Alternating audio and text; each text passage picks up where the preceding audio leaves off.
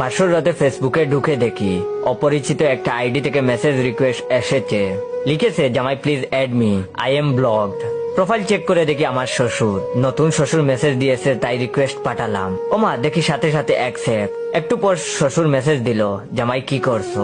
শ্বশুরের মেসেজ পড়ে নিজের মাথার চুল টেনে ছিঁড়তে ইচ্ছে করছিল।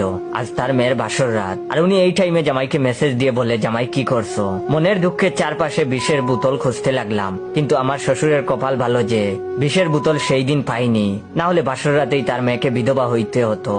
প্রথম দিনেই বুঝে গেছি এই শ্বশুর নিয়ে আমার কপালে খারাপই আছে। সেই যে বাসর রাত থেকে শুরু, আজ 6 মাস হচ্ছে উনার জ্বালায় ফেসবুকে ঢুকাই বন্ধ করে দিয়েছি। কারণ ফেসবুকে ঢুকলেই দেখবো শ্বশুর ছবি আপলোড দিয়েছে, আর সেসব ছবির ক্যাপশন দেখে মনে হয় ফেসবুকে যদি এক পোস্টে হাজার হাজার হাহা দেওয়ার অপশন থাকতো।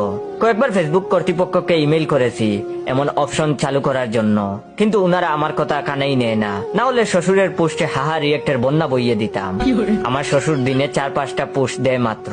বেশিরভাগ পোস্টেই তাকে উনার বিশেষ মুহূর্ত তোলা সেলফি, নয়তো কোনো আবেগময় পোস্ট। সামনে যাকেই পাবে উনি তাকে নিয়েই সেলফি তুলে পোস্ট দেন। ক্যাপশনে লিখে দেন, অমুক তমুকের সাথে বিশেষ মুহূর্তে তোলা সেলফি। বন্ধুরা, কেমন হয়েছে কমেন্টে জানান। একদিন উনার একটা আবেগময় পোস্ট দেখলাম। আজ অনেকদিন পর বৃষ্টিতে ভিজে ছেলেবেলার কথা মনে হয়ে বুকের মধ্যে হাহাকার করে উঠলো। এক ছেলে দেখি সেখানে কমেন্ট দিয়েছে, আঙ্কেল এটা মনে হয় আপনার গ্যাস্ট্রিকের ব্যথা। শ্বশুর আব্বা সেখানে কমেন্টে রিপ্লাই দিয়েছে, তুই ফরিদ উদ্দিনের পুলানা, তোর আব্বার কাছে যদি বিচার না দিছি।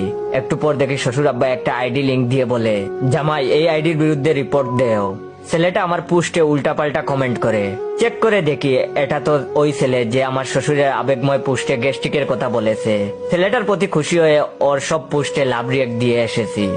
সেদিন অফিসের একটা মিটিং হচ্ছে, এর মধ্যে দেখি শ্বশুরের ফোন। চুপি চুপি ফোন রিসিভ করে বললাম, আব্বা আমি মিটিং এ। শ্বশুর সাথে সাথে বলল, জামাই একটা পোস্টে তোমাকে ট্যাগ করেছি, ট্যাগ রিকোয়েস্ট অ্যাকসেপ্ট করো। আমি তখন আচ্ছা বলে ফেসবুকে ঢুকে ট্যাগ রিকোয়েস্ট অ্যাকসেপ্ট করে বের হয়ে এলাম।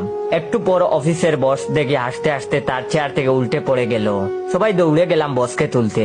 উনি বাধা দিয়ে বললেন, দাঁড়াও দাঁড়াও, আগে হেসে নেই, জীবনে ফ্রিতে এর থেকে বিনোদন পাবো না। অফিসের সবাই সবার মুখের দিকে তাকিয়ে বসের কথার কারণ খোঁজার চেষ্টা করছি। এর মধ্যে তার হাতের ফোন আমার দিকে ধরে বলল, এইটা তোমার শ্বশুর না? বিয়েতে যে দেখলাম। বসের হাত থেকে ফোন নিয়ে দেখি শ্বশুর আব্বা একটা ছবি পোস্ট করেছে। ছবিটায় একটা রকেটের উপর আমার শ্বশুর বসে আছে। ক্যাপশন দিয়েছে, এই অন্যায় অবিচারের দেশে আর থাকবো না, তাই মনের দুঃখে চাঁদে চলে যাচ্ছি।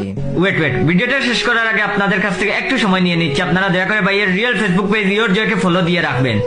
আর রিয়েল পেজ থেকে ভিডিওটা দেখতে পেলে সবাই বেশি বেশি করে শেয়ার করবেন, যাতে করে আপনার শেয়ারে অন্যরা ভাইয়ের রিয়েল ফেসবুক পেজটা পায়।